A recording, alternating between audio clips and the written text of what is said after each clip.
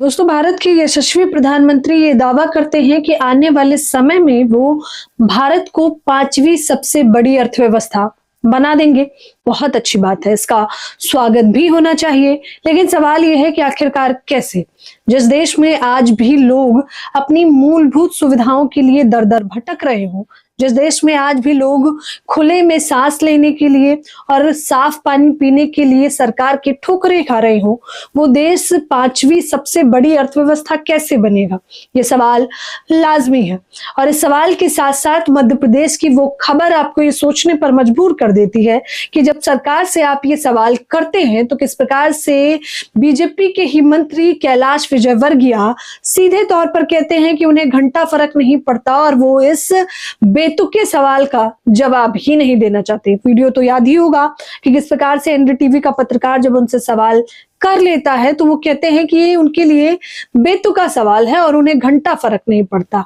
और सोचिए, उस वायरल वीडियो के बाद जब दबाव बनता है तब माफी मांगी जाती है, लेकिन कुछ नहीं किया जाता है तो वो ये कि मध्य प्रदेश के लोगों को साफ पानी उपलब्ध नहीं कराया जा रहा है। ये मैं नहीं कह रही हूं, बल्कि आंकड़ा दिन ब दिन बढ़ता हुआ और ये बता रहा है कि किस प्रकार से इंदौर में, देखिए जागरण लिखता है, इंदौर में जहरीले पानी से अब तक 15 लोगों की मौत, उल्टी दस्त के 338 नए केस, आईसीयू में 32 मरीज। आप सोचिए कि भागीरथी में किस प्रकार से दूषित पानी पीने की वजह से 15 लोगों को सरकार के माध्यम से मौत के घाट उतार दिया गया। सरकार इसकी जिम्मेदारी लेने तक के लिए तैयार नहीं है।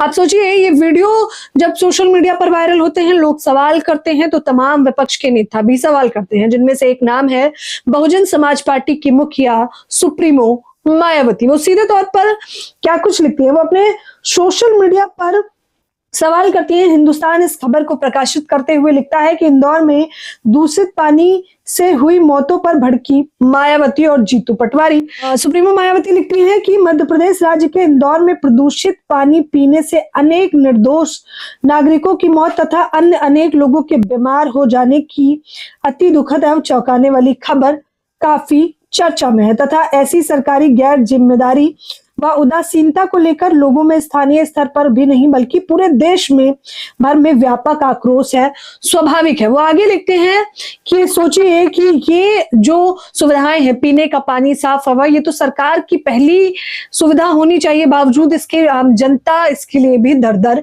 भटक रही है। उनकी इस प्रतिक्रिया के बाद तमाम लोग अपनी अपनी तरीके से प्रतिक्रिया दे रहे हैं, लेकिन सवाल वही है कि आखिरकार हम जो 5वीं सबसे बड़ी अर्थव्यवस्था बनने वाले हैं वो कैसे बनने वाले हैं? पीएम मोदी आखिरकार किस दिशा में ये बता रहे हैं कि हम आने वाले समय में 5वीं सबसे बड़ी अर्थव्यवस्था होंगे, जब राजधानी दिल्ली के लोगों को सांस लेने के लिए धरना प्रदर्शन करना पड़ता है, जब लोग इस बात की गुहार लगाते हैं कि कम से कम कुछ ना दीजिए चलेगा, लेकिन कम से कम हमें साफ हवा तो दे दीजिए। और मध्य प्रदेश के लोग दर दर भटक रहे हैं कि कुछ मत दीजिए लेकिन हमें साफ पानी तो दीजिए।